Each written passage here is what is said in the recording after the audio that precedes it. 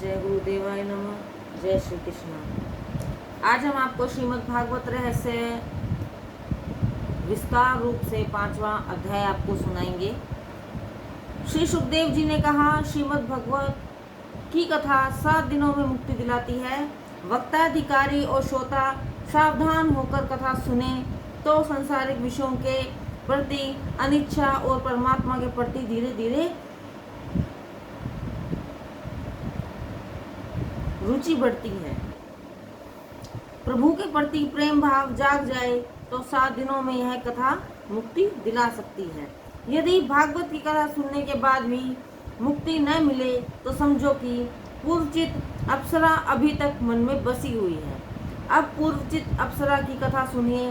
पूर्व जन्म में जितना उपभोग किया था उन विषयों की वासना अभी भी चित्त में निहित है। वही इस पूर्वचित अप्सरा का स्वरूप है। जीव और ईश्वर के मिलन में यही वासना बाधा रूप है।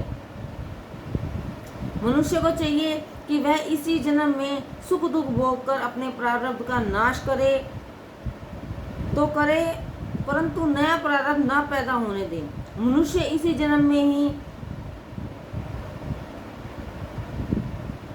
अपने अगले जन्म की तैयारी कर लेता है। अतः ज्ञानी जन सत्संग दोष से दूर रहते हैं। ज्ञानी पुरुष परमहंस ऋषभदेव जी ज्ञानी हैं। परमहंस भरत जी भगवत जन हैं। ज्ञानी पुरुष मानते हैं कि संसारिक प्रवृत्तियां ज्ञान निष्ठा और भक्ति में विघ्न पैदा करती हैं, परंतु संसारिक प्रवृत्तियों में को एक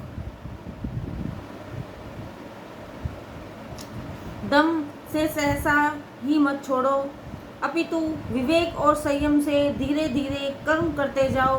परमहंस की निष्ठा यह है कि इस जगत में जो कुछ भी दिखाई देता है वह सब झूठ का मायाजाल है। जगत को मिथ्या मानने से वैराग्य उत्पन्न होता है और सत्य मानने से मोह उत्पन्न होता है। जगत में जो दिखाई देता है वह सब मिथ्या रूप है, परंतु इन सब को देखने वाली आत्मा सुख रूप है। दृश्य विनाशी और फल रूप होने के कारण ज्ञानी जन अपनी दृष्टि में दृश्य को नहीं देखते। वे अपने मन को दृश्य अर्थात दिखाई देने वाली वस्तुओं में रमने नहीं देते और दृष्टि में स्थिर न रहकर इन सभी के साक्षी परमात्मा में अपनी दृष्टि स्थित रखते हैं। मन की कोई स्वतंत्र सत्ता पावर नहीं है। मन को आत्म स्वरूप में से ही सत्ता मिलती है। आत्मा ही अनुज्ञा मिलने पर ही मन पाप करता है। हमारी आत्मा ही मन को दुष्टा और साक्षी है। मन को पाप करने की अनुमति कभी मत दो। ऋषभदेव मन को कभी दृश्य की ओर नहीं जाने देते थे। वह मन को सदैव ईश्वर में ही स्थिर रखते थे, जिससे मन ईश्वर में रम जाए और उन्हें सुख दुख स्पर्श न कर सके। निद्रा में मन निविष्य बन जाता है। निद्रावस्था में मन जिस प्रकार निविष्य हो जाता है, यदि जागृत अवस्था में भी मन निविष्य बन जाए तो मुक्ति अवश्य भावी है। अतः सभी विषयों की ओर से मन को हटाना होगा। दृश्य में से हटकर मन दुष्टा में मिल जाता है। मन का ईश्वर में लय होने पर ही मुक्ति प्राप्त होती है। ज्ञानी पुरुषों के लिए संसार बाधक नहीं है। वे अपनी स्वेच्छा से नहीं अपितु अनिच्छा से अपने प्रारब्ध के कारण जीते रहते हैं। भगवान के लिए प्रिय भक्त परमहंस ज्ञानी प्रारब्ध के कारण ही जीते हैं। वे दोनों निष्ठाएं वैसे तो एक होते हुए भी फिर भी भिन्न भिन्न हैं। मार्ग भिन्न है। ज्ञानी जगत को असत्य मानते हैं तो भगवत जन जगत को सत्य मानते हैं। यद्यपि ज्ञानी और भगवत भक्त परमहंस ज्ञानी के लक्ष्य तो एक ही है, परंतु साधन भिन्न भिन्न।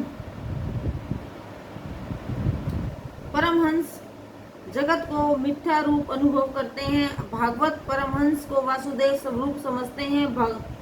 भागवत परमहंस मानते हैं कि भागवत परमहंस का कहना है कि जगत मिथ्या नहीं परंतु सत्य है और वासुदेव मैं है। शंकर स्वामी ने जगत को मिथ्या माना। इन दोनों में निष्ठाओं शब्दादि भेद होते हुए भी तत्व भेद नहीं है। जगत असत्य है और सभी का इष्टा दृष्टा ईश्वर ही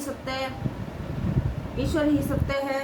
ऐसे ज्ञानियों का मानना है। वैष्णव भागवत मानते हैं कि यह जगत ब्रह्म का ही स्वरूप है। वेदांती में विवर्तवाद है और वैष्णवों का परिणामवाद। ज्ञानियों का विवर्तवाद है। उनका कहना है कि दूध से दही बनता है परंतु दही दूध नहीं हो सकती। भागवत कहते हैं कि ईश्वर में जो जगत का परिणाम जन्म हुआ है वह दही की भांति नहीं है परंतु स्वर्ण से बने हुए आभूषण की भांति हुआ है। स्वर्ण का टुकड़ा स्वर्ग ही था और आभूषण बनने के पश्चात ही वह स्वर्ण ही रहा। स्वर्ण के टुकड़े और आभूषण के स्वर्ग में कोई अंतर नहीं है। यह जगत ब्रह्म का ही परिणाम है, अतः यही सत्य है। संत जी सावधान करते हैं। शंकराचार्य जी कहते हैं कि नाम रूप केवल मिथ्या ब्रह्म है और अन्य सभी कुछ सत्य है। मिट्टी है वह यह सत्य है परंतु घड़ा सत्य नहीं है। वैष्णव कहते हैं कि ब्रह्म रूप जगत ही सत्य है। ये सभी वैष्णव जगत को ब्रह्म रूप जानकर जगत में ही सभी पदार्थों के समान प्रेम करते हैं। ज्ञानी पुरुष जगत को मिथ्या जानकर जगत के पदार्थों से प्रेम नहीं करते। वे केवल ईश्वर से प्रेम करके अपनी विकार वासना को नष्ट करते हैं। उनका मानना है कि यह शरीर विष्ठा और सूत्र से भरा है, अतः वह देह का मोह त्याग कर परमात्मा में लीन रहते हैं। परंतु वैष्णव जन के लिए यह सारा संसार ब्रह्मा रूप है। सियाराम ममै सब जग जानी, करूं प्रणाम जोरी झुक पानी। ज्ञानी की दृष्टि यदि किसी नारी पर पड़ जाएगी तो वह यही समझेगा कि यह एक हाड़ मांस की पुतली है और मलमूत्र से भरी हुई है, इसे क्या लेना देना है। यही सोचकर वह उसकी ओर से दृष्टि फेर लेगा। परंतु यदि किसी वैष्णव की दृष्टि नारी पर पड़ जाएगी तो वह उसे साक्षात लक्ष्मी स्वरूप मानेगा। ज्ञानी परमहंसों का मार्ग साधारण गृहस्थ वालों के लिए बहुत कठिन है। जगत को ब्रह्म रूप समझना आसान है क्योंकि जो दिखाई दे रहा है उसे मिथ्या मानना कठिन है। माना कि स्त्री सुंदर है परंतु ज्ञानी को वह मल मूत्र से भरी हुई हाड़ की पुतली नजर आएगी। कहेगा उसकी दृष्टि मत डालो। ज्ञानी स्त्री की उपेक्षा करेगा, उसे तिरस्कार की दृष्टि से देखेगा। परंतु सौंदर्य तो कल्पना में है। वैष्णव किसी नारी को देखेगा तो उसे वह देवी लक्ष्मी के रूप में देखकर निर्विकार भाव से वंदन करेगा। वैष्णव नारी के प्रति सम्मान और सद्भाव की दृष्टि रखेगा। किसी भी वस्तु के प्रति तिरस्कार अथवा उपेक्षा की भावना से देखने की अपेक्षा सत्य है।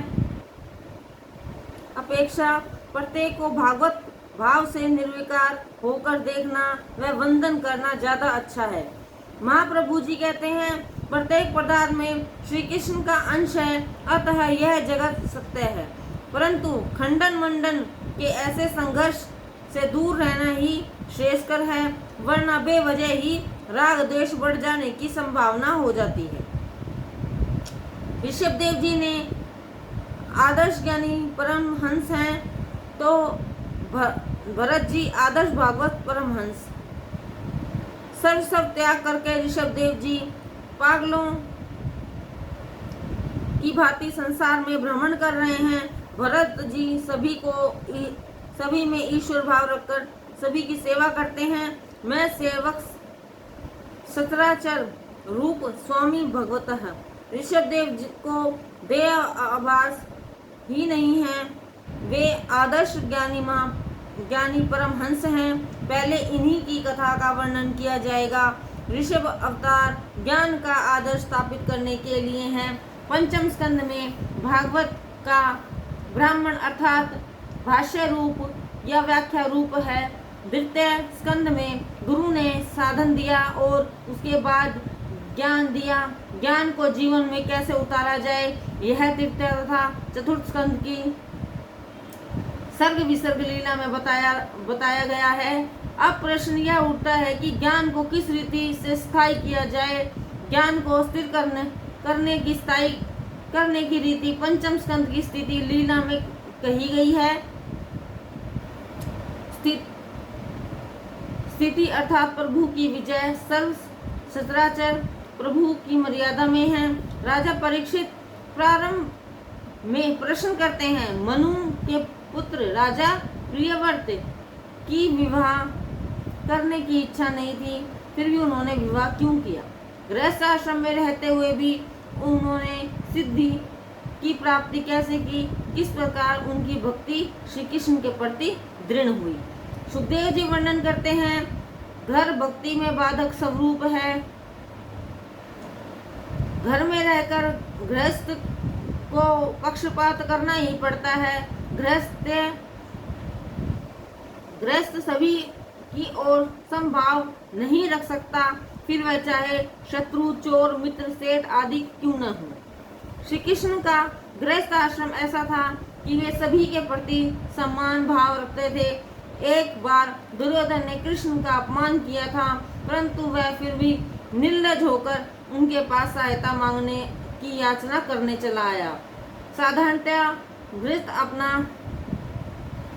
अपमान कभी नहीं भूलता, परंतु भगवान श्री कृष्ण उसकी सहायता करने के लिए तैयार हो गए। अर्जुन भी उसी समय उनके पास सहायता मांगने के लिए आ गया था। दुर्योधन ने कहा, मैं यहाँ अर्जुन से पहले आपसे सहायता मांगने के लिए आया हूँ, अतः सहायता मांगने का अधिकार पहले मुझे मिलना चाहिए। श्री कृष्ण जी ने कहा कि मैं तो तुम दोनों की मदद करने के लिए तैयार हूँ। एक और मेरी नारायणी सेना है, दूसरी ओर मैं स्वयं निशस्त्र के रूप में उपस्थित हूँ।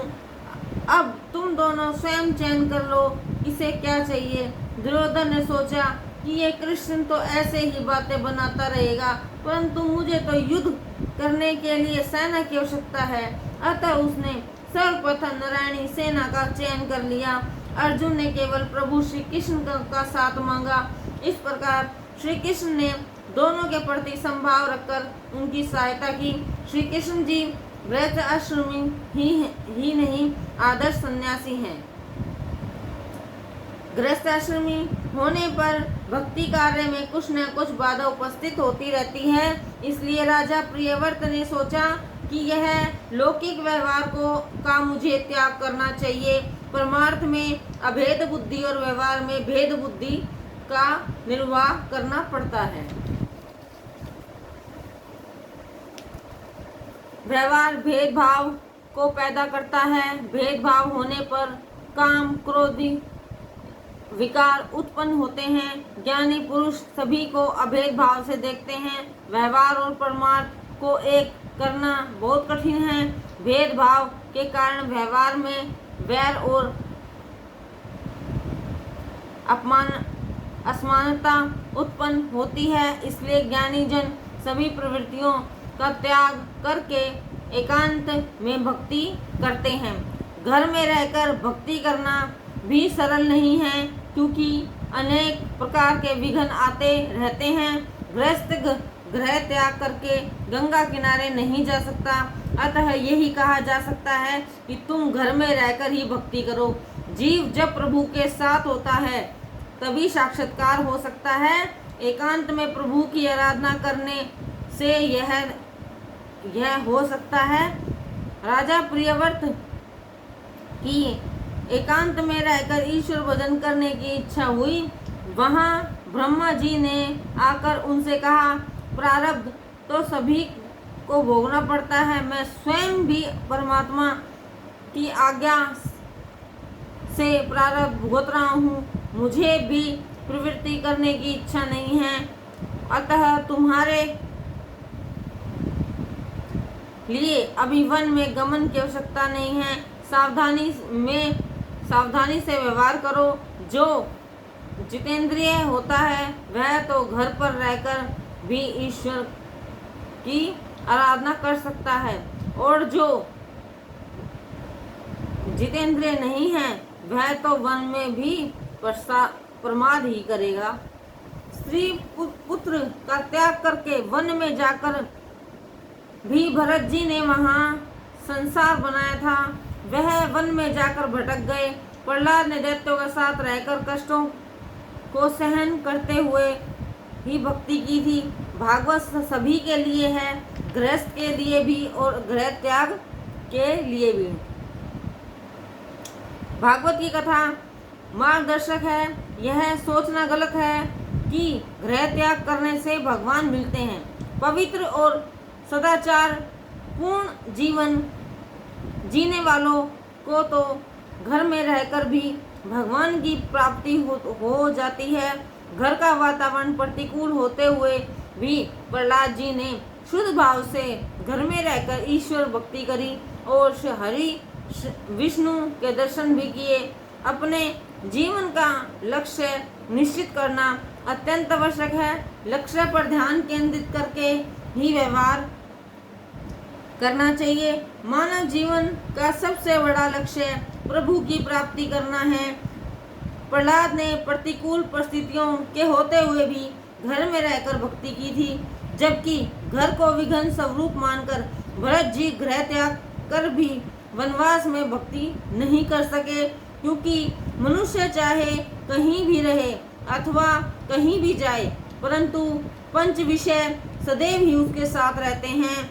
अतः घर में रहकर भक्ति करनी है तो प्रहलाद का आदर्श अपनी दृष्टि के समक्ष रखो, और यदि वनवासी होकर भक्ति करनी है तो भरत जी का जीवन लक्ष्य में रखो।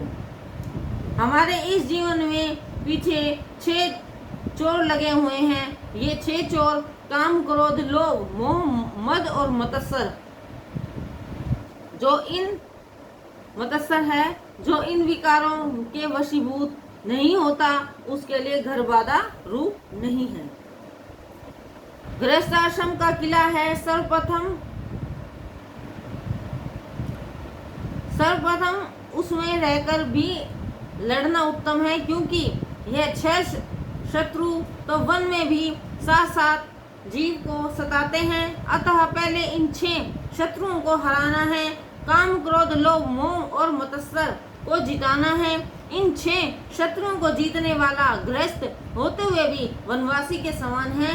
गृहस्थ आश्रम में रहकर इन 6 शत्रुओं को कुचलना सरल है। सुखी रहना है तो अपने 40वें वर्ष में संसार के व्यवहारों का धीरे धीरे त्याग करो और 91वें वर्ष में वन गमन करो। ब्रह्मा जी राजा प्रियव्रत में से कहते हैं कि तुम विवाह करो। विवाह किए बिना विकार वासना नष्ट नहीं होती। कुछ समय के लिए संसार के सुखों का उपभोग करो, तब पश्चात ईश्वर की भक्ति करना। व्यवहार करना आवश्यक है, परंतु व्यवहार ऐसा करो जिसमें पूर्व जन्म का बीज रोपण न हो। राग द्वेष रहित किया गया व्यवहार मनुष्य को मुक्ति के मार्ग पर ले जाता है। जीवन से मुक्त पुरुष अभिमान रहित होता है। वह वासना में नहीं फंसता, इसलिए उसे दूसरा शरीर नहीं मिलता। ब्रह्मा जी की आज्ञा से राजा प्रियव्रत ने विवाह किया। उसके बाद बालक उत्पन्न हुए। राजा प्रियव्रत के पश्चात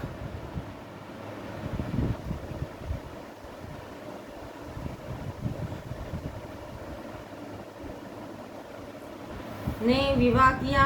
उसके कई बालक उत्पन्न हुए। राजा प्रियव्रत के पश्चात अग्निवर्ध ने शासन संभाला। अग्निवर्ध अपने पुत्र नाभि को राजपाट सौंप कर वन में जा बसे। वन में तप करते हुए उनके तप में पूर्व की वासना पूर्वचित बाधाएं उपस्थित करने लगी। अग्निवर्ध अपने पुत्र नाभि को राजपाट सौंप कर वन में जा बसे। वन में तप करते हुए उनके तप में पूर्व की वासना पूर्वचित बाधाएं उपस्थित करने लगी।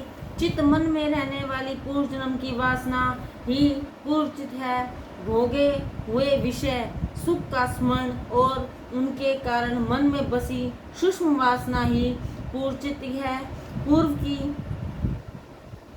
वासना शीघ्र नहीं छूटती। इंद्रियों को मिला सुख वे बार बार मांगती रहेंगी। ऐसी वासना जगने पर मन को समझाना होगा कि तूने आज तक कितना सुखभोग किया है, फिर भी क्या तुझे तृप्ति प्राप्त हुई। जब तक विषयों का आकर्षण है विषयेच्छा समाप्त नहीं होती। विषयों के प्रति आकर्षण समाप्त होने पर ही विषयेच्छा नष्ट होती है। जब तक सांसारिक विषयों में रुचि रहती है तब तक यह जीव ज्ञान भक्ति के मार्ग में आगे नहीं बढ़ सकता। पूर्व चित्ती सभी को सताती है, अर्थात पूर्व के संस्कार निवृत्त होने पर भी पूर्व की वासना का स्मरण होते रहना ही पूर्वचित्ती है। अग्निवर्ध राजा पूर्वचित्त में फंसे हुए हैं। नाभि के घर पुत्र रूप में ऋषभदेव हुए। ऋषभदेव जी ज्ञान के अवतार थे। ज्ञानी परमहंसों का व्यवहार वर्तन किस प्रकार होता है यही बताने के लिए भगवान ने ऋषभदेव जी के रूप में अवतार धारण किया। वे संसार को ज्ञानी परमहंसों का आदर्श बताना चाहते थे।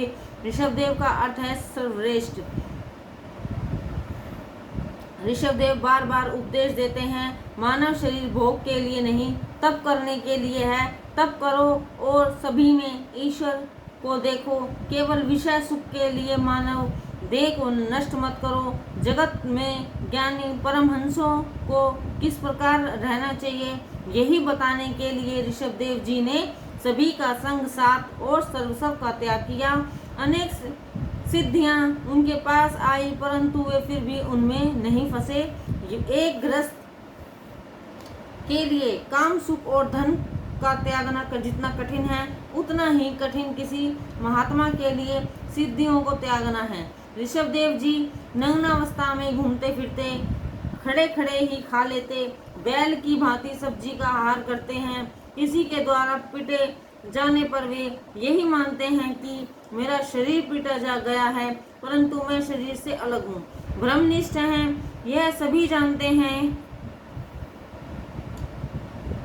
कि शरीर आत्मा से अलग है परंतु इसका अनुभव कम व्यक्ति ही कर सकते हैं।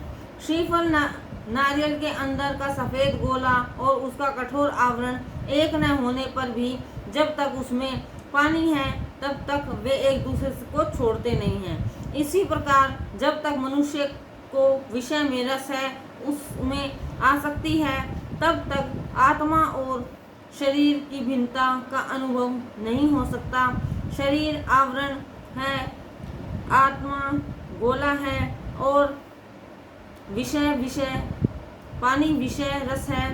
संसार के किसी भी वस्तु में जब तक रस है तब तक शरीर और आत्मा की भिन्नता को अनुभव नहीं किया जा सकता।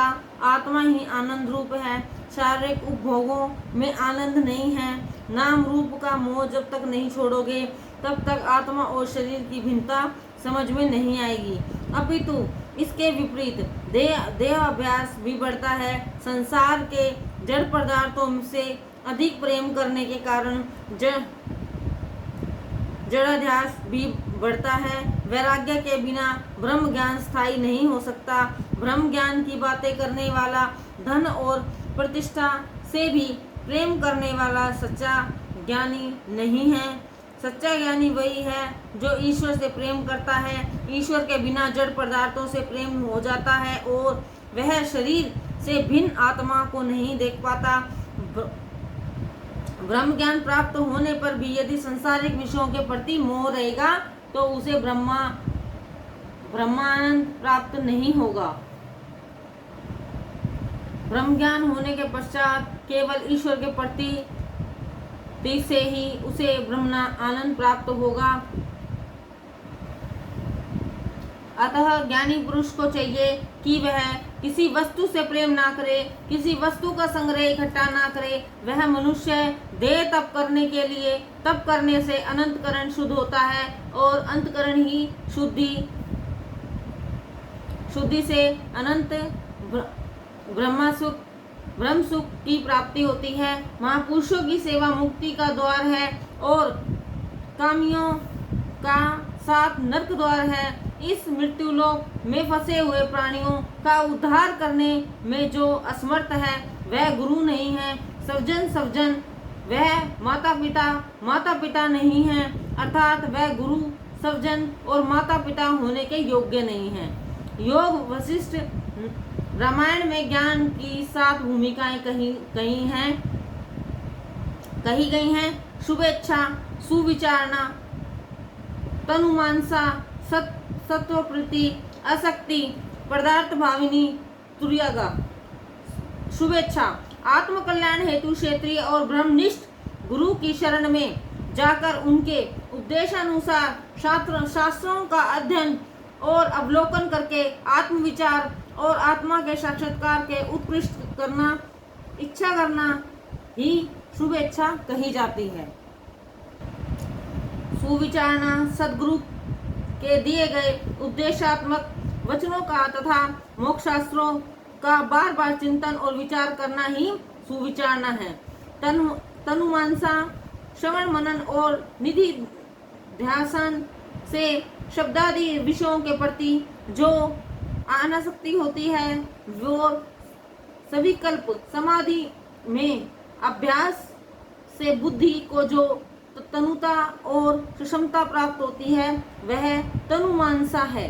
सत्व प्रति उपयुक्त बताई गई 3 भूमिकाओं से साक्षात्कार तक की स्थिति अर्थात निर्विकल्प समाधि रूप स्थिति ही सत्व प्रति कही जाती है। ज्ञानी की 4थी भूमिका वाला पुरुष ब्रह्मविद कहलाता है।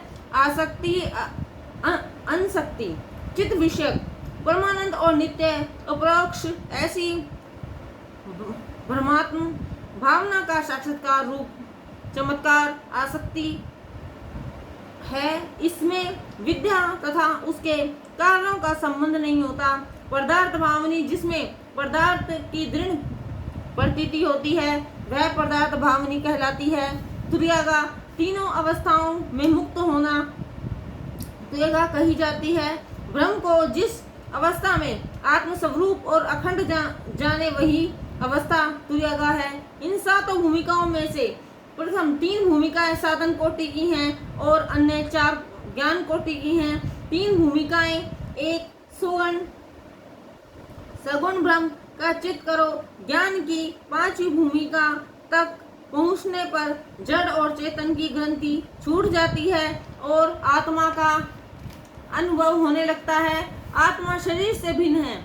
इन भूमिकाओं में उत्तरोत्तर देवाभिमान भूलता जाता है और अंत में उन्मत्त दशा प्राप्त होती है। ऋषभदेव जी ने भी ऐसी ही दशा प्राप्त की थी। ज्ञानी जन भी इंद्रियों से डरते हैं। वे कभी इंद्रियों पर विश्वास नहीं करते, बोलने की इच्छा ही नहीं हो पाए। इसलिए ऋषभदेव जी ने अपने मुख में सदैव पत्थर रखते थे। अतः मन पर कभी विश्वास नहीं करो। युवावस्था में ही वैराग्य उत्पन्न न हो, संसारिक विषयों के प्रति अरुचि न हो, तब तक प्रभु भक्ति कभी नहीं होती। विषयों के प्रति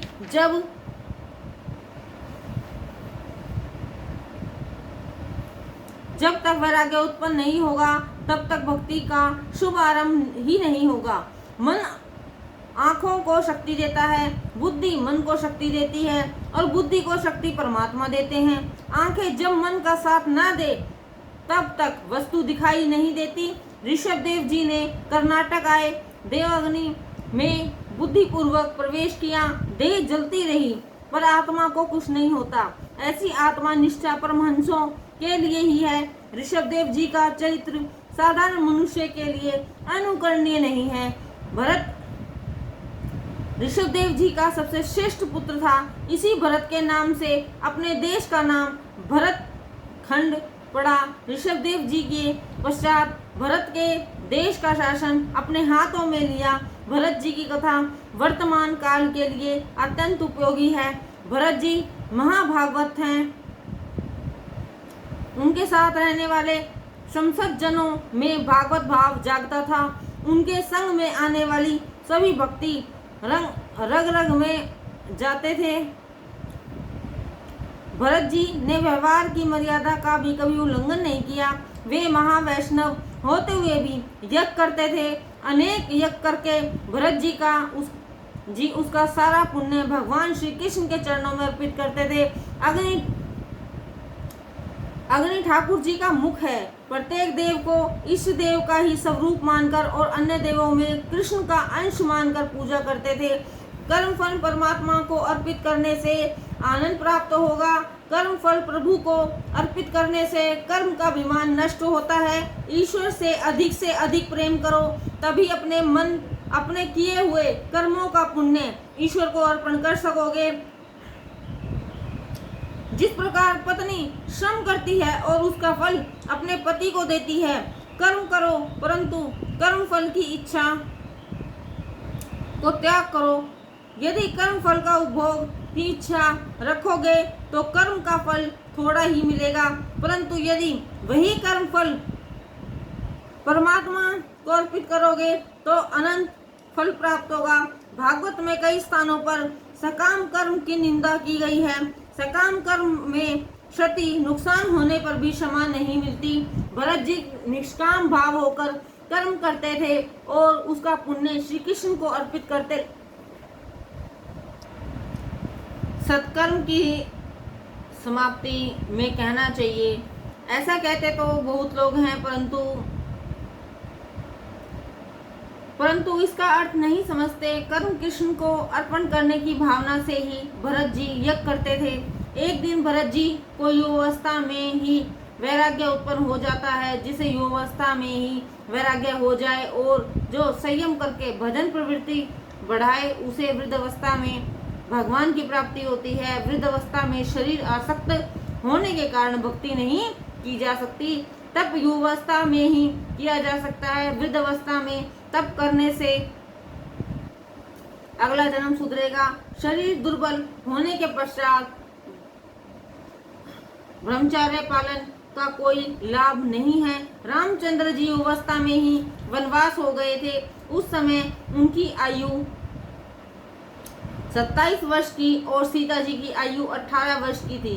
रामचंद्र जी ने अपने यौवन काल में ही रावण को मारा था। तुम्हें भी अपने यौवन काल में ही काम रूपी रावण का नाश करना चाहिए। वृद्ध अवस्था में होने वाला वैराग्य सच्चा वैराग्य नहीं होता। वैराग्य की परीक्षा तो यौवन काल में ही होती है। जिसके पास त्यागने के लिए कुछ है ही नहीं, वह त्याग करे तो उसका कोई अर्थ नहीं है। युवावस्था में सुख संपत्ति वैभव का जो त्याग करे, विषय सुख का त्याग करे, वही सच्चा वैरागी है। भरत जी का मन घर में नहीं लगा। राज वैभव सुख संपत्ति स्त्री पुत्र आदि सब कुछ हैं, परंतु आंखें बंद होने पर इसमें से कुछ नहीं रहता। जन्म से पूर्व जीव का कोई रिश्तेदार नहीं होता और मृत्यु के पश्चात भी कोई रिश्तेदार नहीं रहेगा। न आरंभ में कोई था और न अंत में कोई रहेगा।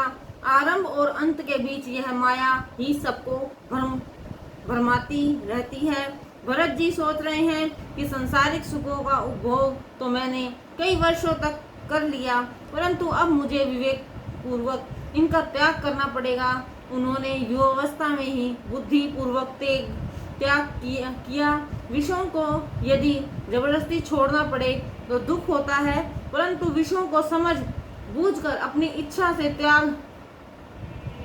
त्यागा जाए तो शांति प्राप्त होती है। यदि विषय हमें छोड़ जाएं तो मन में अशांति रहती है। ईश्वर ने इन 6 वस्तुओं में अपनी माया व्याप्त कर रखी है, जिसमें जीव का मन फंसा रहता है। भोजन, द्रव्य, वस्त्र, स्त्री, घर और पुस्तक। इसमें प्रथम 4 प्रकार की माया प्रधान है और अन्य 2 गौण हैं। इसमें स्त्री की निंदा नहीं की गई है, अपितु काम सुख की निंदा है। ईश्वर को की यह माया बहुत ही विचित्र है। भरत मुनि ने राज्य रानियों का त्याग किया। सर्वस्व त्याग करके वे वन में आए। वन में आकर एक मृगबाल से स्नेह हो गया और उसे अपने मन में स्थान दे दिया। इसी आसक्ति के कारण उनका भजन, ध्यान आदि खंडित हो गए और उन्हें मृग योनि में जन्म लेना पड़ा।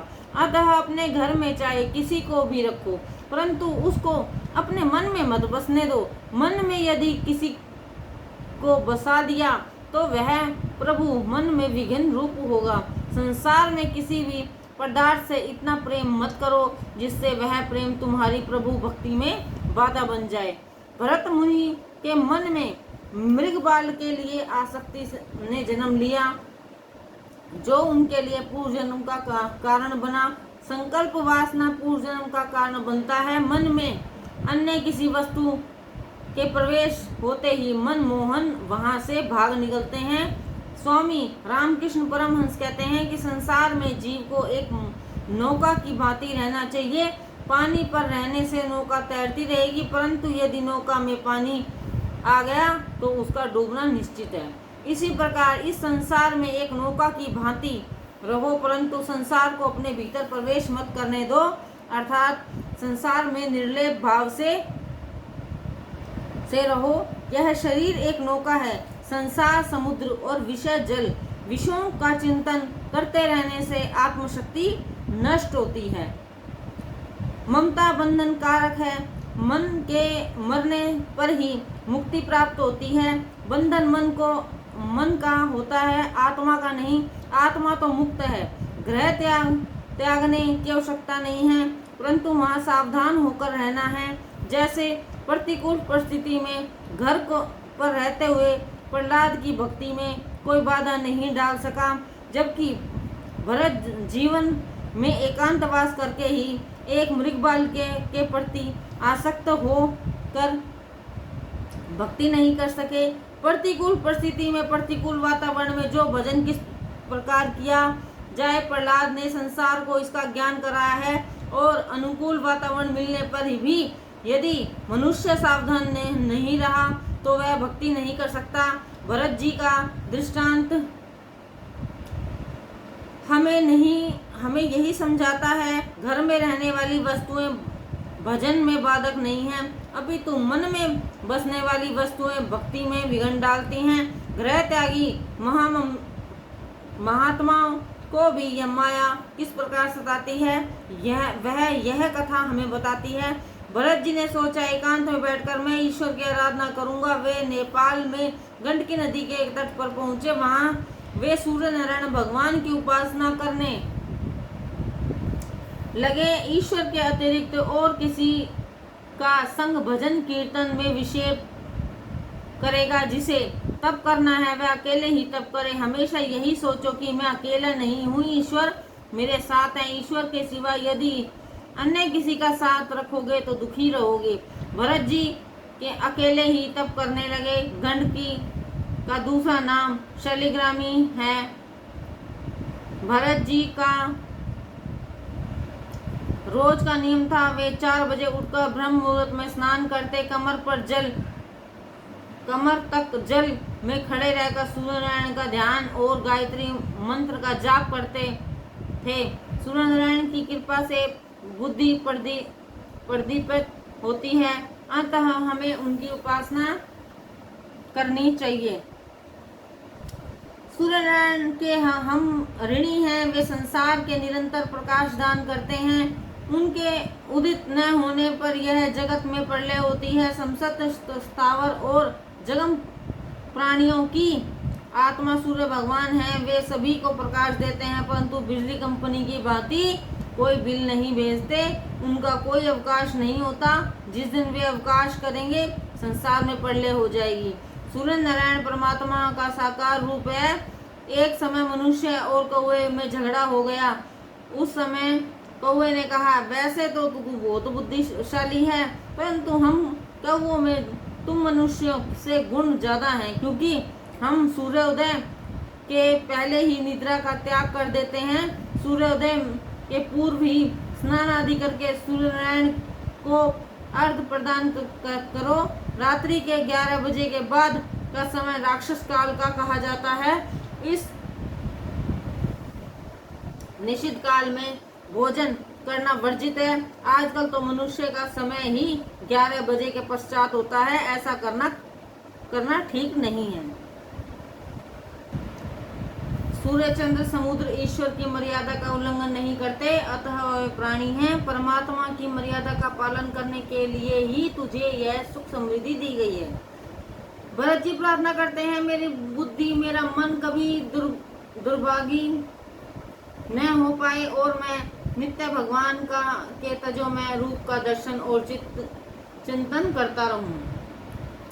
अर्थ और ज्ञान के साथ तप करो। सुखदेव जी वर्णन करते हैं, राजन इस प्रकार भरत जी द्वारकाधीश की मानसी सेवा करने लगे। प्रत्यक्ष सेवा तो उन्होंने बहुत की थी, अतः अब मानसी सेवा आरंभ कर दी। मानसी सेवा सरल नहीं है।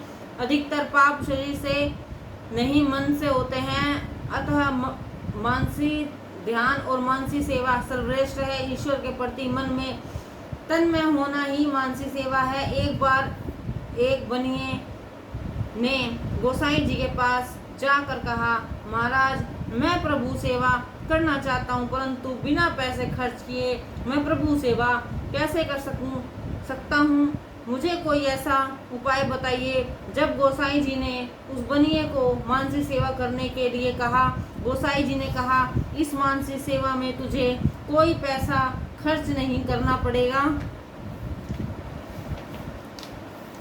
केवल मन से ही संकल्प करते रहना। मैं भगवान को स्नान करा रहा हूँ, वस्त्र पहना रहा हूँ, पूजा कर रहा हूँ, भोग लगाता हूँ, भगवान भजन कर रहे हैं आदि आदि। फिर गोसाई जी ने बनिए से पूछा कि तुम्हें भगवान का कौन सा स्वरूप अधिक प्रिय है। बनिए ने कहा, मुझे तो प्रभु का बाल कृष्ण स्वरूप अधिक प्रिय है। गोसाई जी ने कहा, प्रातः में ऐसी भावना कर कि ठाकुर जी के लिए यमुना जल लाया हूँ। घर आने पर ऐसा भाव जगाया कि ठाकुर जी स्नान कर रहे हैं। यशोदा जैसी भावना रखकर बाल स्वरूप की सेवा करना। बाल सेवा में वात्सल्य भाव मुख्य है। सेवा में माखन दूध लाना, बाद में कन्हैया को मंगल गीत गाकर जगाना। जागो बंसी वाले जागो, ललना मेरे प्यारे, रजनी बीती भोर भयो है, घर घर खुले किवारे। गोपी दही मथत सुनियत है, कंगन की झनकारे। उठो लाल जी भोर भयो, सुर नर ठाड़े द्वारे। ग्वाल बाल सब करत कुलाहल, जय जय शब्द उचारे। माखन रोटी हाथ में लीनी गौवन के रखवारे। मीरा के प्रभु गिरधर नागर, शरण हुए कुतारे। जागो बंसी वाले जागो, ललना मोरे प्यारे। यशोदा जी लाला को मनाती थी कि ज्यादा माखन खाएगा तो तेरी चोटी दाऊ जी से भी जल्दी बड़ी हो जाएगी।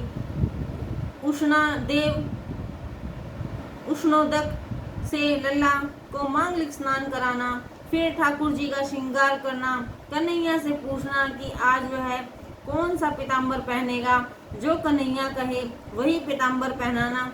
श्रृंगार में तन्मयता होने पर ब्रह्मांड सा प्राप्त होता है। कन्हैया को निवेद देकर भावना करो, लाला प्राशन कर रहा है। फिर आरती करके क्षमा प्रार्थना की जाए। गोसाई जी के द्वारा बताई गई विधि द्वारा वह बनिया श्री कृष्ण के बाल स्वरूप की मानसी सेवा करने लगा।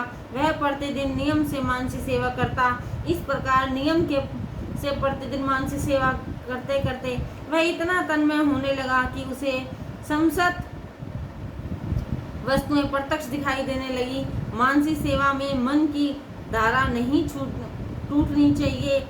यदि कोई लौकिक विचार मन में आ जाए तो मान लो कि सेवा खंडित हो गई। इस प्रकार मानसी सेवा करते करते बनिए को 12 वर्ष बीत गए। एक दिन वह लाला के लिए दूध लाया और उसमें चीनी डाली, परंतु उसे लगा कि आज लाला के दूध में चीनी कुछ ज्यादा ही पड़ गई है। बनिया यह कैसे सहन करता, क्योंकि सेवा सहज कृपणता कैसे मिट सकती है। प्राण और प्रकृति के साथ साथ ही तो जाते हैं। उसने सोचा कि जरूरत से ज्यादा चीनी दूध में गिर गई है तो उसे निकाल लेता हूँ, अन्य किसी चीज में काम आ जाएगी। अब न तो वह यहाँ बर्तन है और न दूध और न ही चीनी थी, क्योंकि वह तो मानसी सेवा कर रहा था, परंतु उसे तन्मयता के कारण यह सब वस्तुएं प्रत्यक्ष दिखाई देती हैं। अतः मन ही मन में कल्पना करके उस चीनी को निकालने लगा। इधर कन्हैया ने सोचा कि चाहे कैसा भी हो, परंतु इस बनिए ने 12 वर्ष तक मेरी मानसी सेवा की है, अथवा उन्हें प्रकट होने की इच्छा हुई। बाल कृष्ण प्रसन्न हुए थे। उन्होंने प्रकट होकर बनिए का हाथ पकड़ा और कहा, क्या हुआ जो चीनी अधिक चली गई? तूने तो एक पैसा भी खर्च नहीं किया। बाल कृष्ण का स्पर्श होते ही वह बनिया सच्चा वैष्णव बन गया और प्रभु को अन्य सेवक बन गया। 12 वर्षों तक जो सत्कार्य नियम पूर्वक किया जाए उसका फल अवश्य मिलता है। स्वामी शंकराचार्य भी श्री कृष्ण की मानसी सेवा करते थे। भरत जी मानसी सेवा में तल्लीन हो गए। जब सेवा करते करते वह थक जाते थे, वह ध्यान और संकीर्तन करने लग जाते। जो प्रभु के पीछे लग जाता है, माया भी उसी को सताती है, क्योंकि जो पहले से सांसारिक विषयों में फंसा हुआ है उसे माया क्या सताएगी। माया भी सोचती है कि यह तो पहले से ही मरा हुआ है, फिर इसे मारकर क्या लाभ होगा। जो प्रभु के दीवाने हैं, माया उनको अधिक सताती है, परंतु जो माया के प्रभाव में बह रहे होते हैं उसे माया अपना बंदी बनाती है। माया की गति बहुत ही विचित्र है। कमर तक जल में डूबे हुए भरत जी खड़े हुए हैं। प्रातःकाल सूर्योपासना कर रहे थे। ग्रीष्म ऋतु थी। उसी समय वहां एक गर्भवती हिरनी जल पीने के लिए आई थी। तभी कहीं से एक सिंह ने गर्जना की आवाज आई। हिरनी ने भय के मारे गंडकी नदी के पार करने का विचार करके नदी में छलांग लगा दी।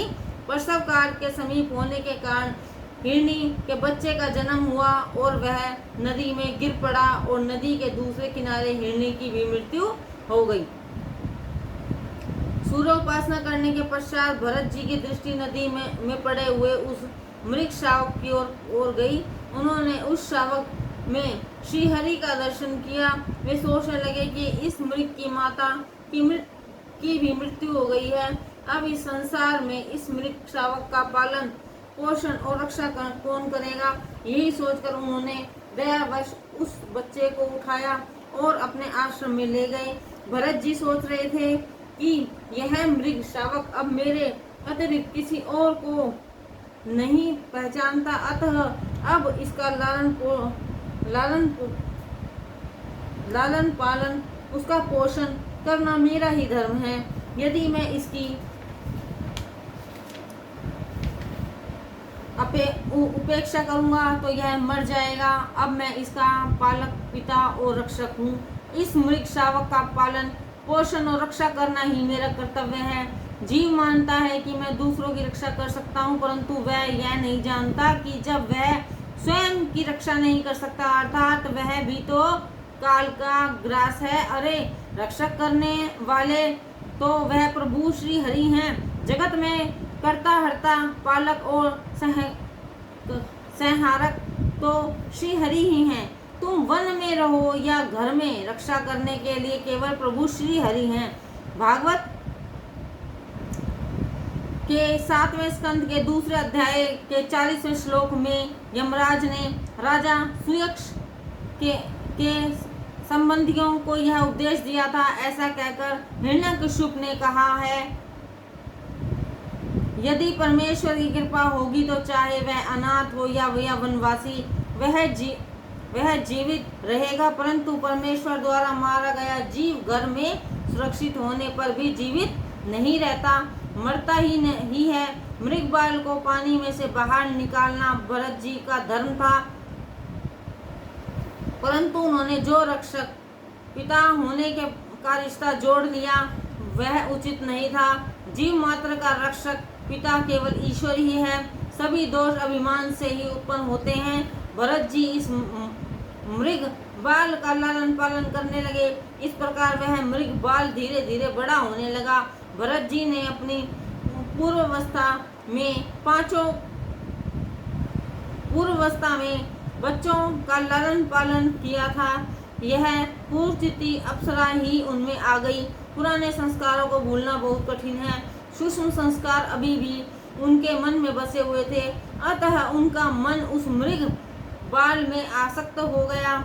उनका मन अब प्रभु भजन में स्थिर नहीं हो पाता था। ध्यान करते समय हर 5 मिनट बाद वह मृग बाल ही उन्हें दिखाई देता था। वासना का विषय तो बदल गया, परंतु वासना मन में रह गई। ऐसी स्थिति में इसकी अपेक्षा का विषय गृह जीवन में क्या बुराई थी। ज्ञानी को भी मन को तो मारना ही पड़ता है। भरत जी ने उस मृग बाल को अपने आश्रम में रखा, उसमें कोई बुराई नहीं थी, परंतु जो उसे मन में बसाया वह उचित नहीं किया। इस संसार को छोड़कर कहाँ जाओगे? जहाँ कहीं भी जाओगे संसार तुम्हारे साथ ही रहेगा। इसी कारण महापुरुषों ने कहा है कि संसार को अपने मन से धीरे धीरे दूर कर दो। संसार को मन में स्थान मत दो। किसी को भी चाहे अपने घर में रखो, परंतु हृदय में स्थान मत दो।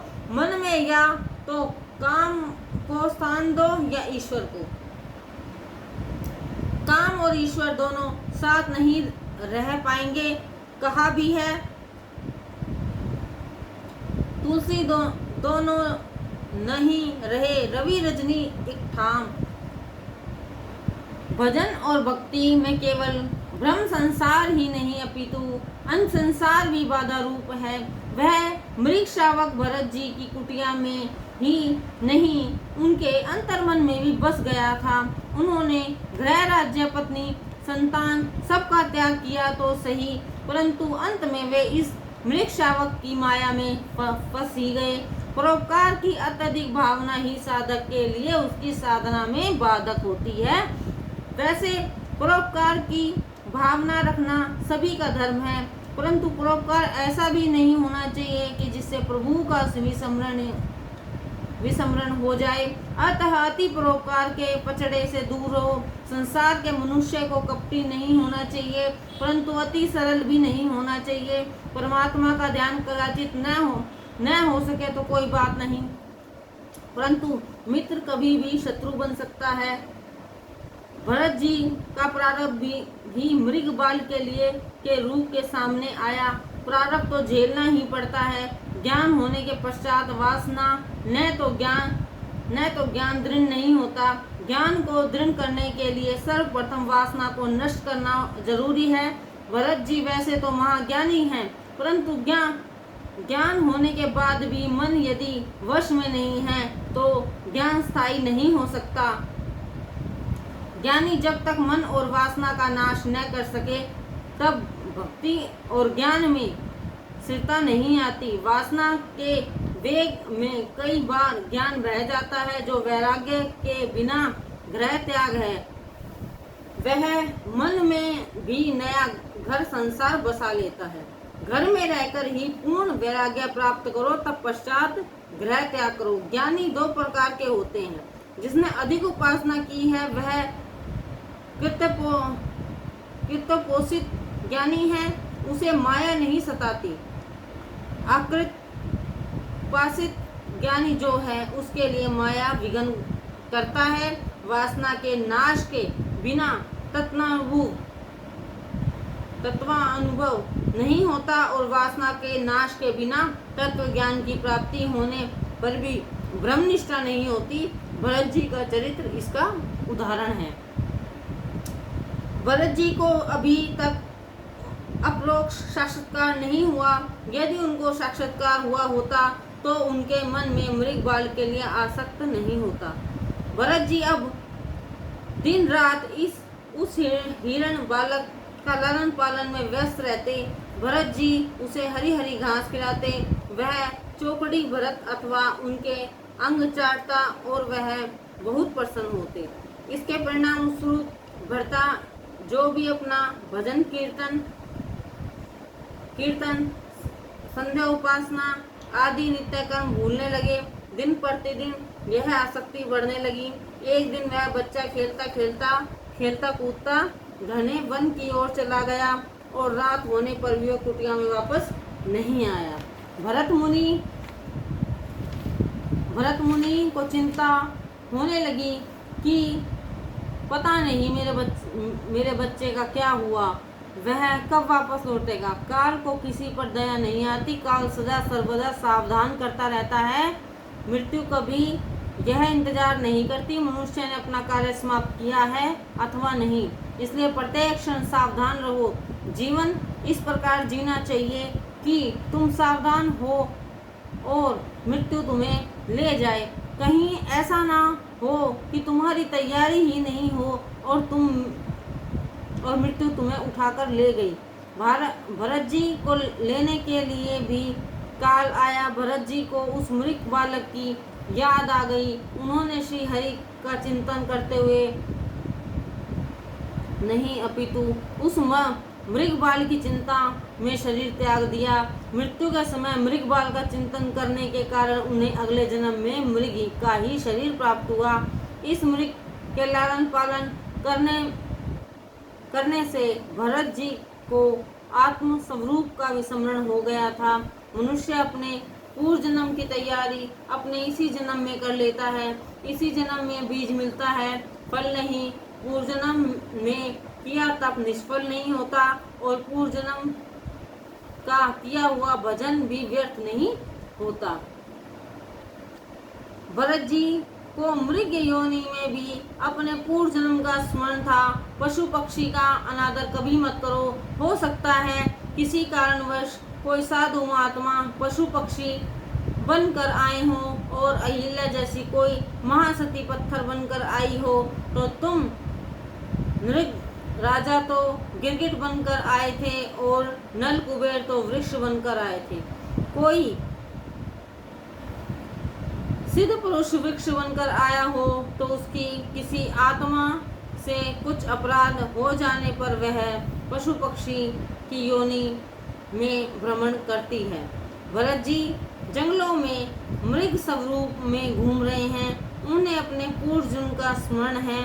वे सोच रहे हैं कि इसी गंडकी नदी के किनारे तपस्या किया करता था। इसी स्थान में मैंने मृग बाल को उठाया था और उसे अपनी कुटिया में ले गया था। उसके प्रति अति आसक्त होने के कारण मुझे इस मृग योनि में जन्म लेना पड़ा। मैं महाज्ञानी था, मैं कभी योगी हुआ करता था, परंतु आज 4 पैरों वाला पशु बनकर घूम रहा हूँ। अब मुझे कोई नया प्रारब्ध नहीं कमाना है। सो मैं साथ लेकर आया हूँ उसे ही मुझे सहना अथवा भोगना होगा। यह मृगबाल नदी भरत नदी में स्नान करता है, वृक्षों के सूखे पत्ते खाता है। वह घास नहीं खाता क्योंकि उस पर जंतु होते हैं, अतः हिंसा होने पर वह नया प्रारब्ध जुड़ जाएगा। भरत जी इस मृगदेह में रहकर भी एकादशी का व्रत करते थे। प्राचीन काल में भारत देश में पशु भी एकादशी व्रत करते थे। आजकल के तो कई मनुष्य भी एकादशी का व्रत नहीं करते। इस प्रकार समय पूरा होने पर भारत जी ने मृग शरीर का त्याग किया और एक ब्राह्मण के घर में जन्म लिया। मानव जीवन अति विलासी हो गया है। प्रजा में संयम, सदाचार और भगवत भक्ति बढ़ने पर ही संतों का जन्म होता है। विलासी माता पिता के घर संतों का जन्म नहीं होता। वे संत भी जन्म लेने के लिए सुपात्र की खोज करते हैं। एक पवित्र ब्राह्मण के घर में भरत जी का जन्म हुआ। उन्हें पूर्व जन्म का ज्ञान था कि कैसे एक मृग बाल में आसक्त होने के कारण उन्हें पशु देह धारण करनी पड़ी थी। पूर्व जन्म में पशु के साथ बातें करता था, इसलिए पशु बनना पड़ा, परंतु अब तो मैं इस जन्म में किसी से बात तक नहीं करूंगा। एक बार भूल कर चुका हूँ, अथवा अब मुझे सावधान रहना होगा। भरत जी बचपन से ही भक्ति के रंग में रंगे हुए थे। जय श्री कृष्ण, जय गुरुदेव।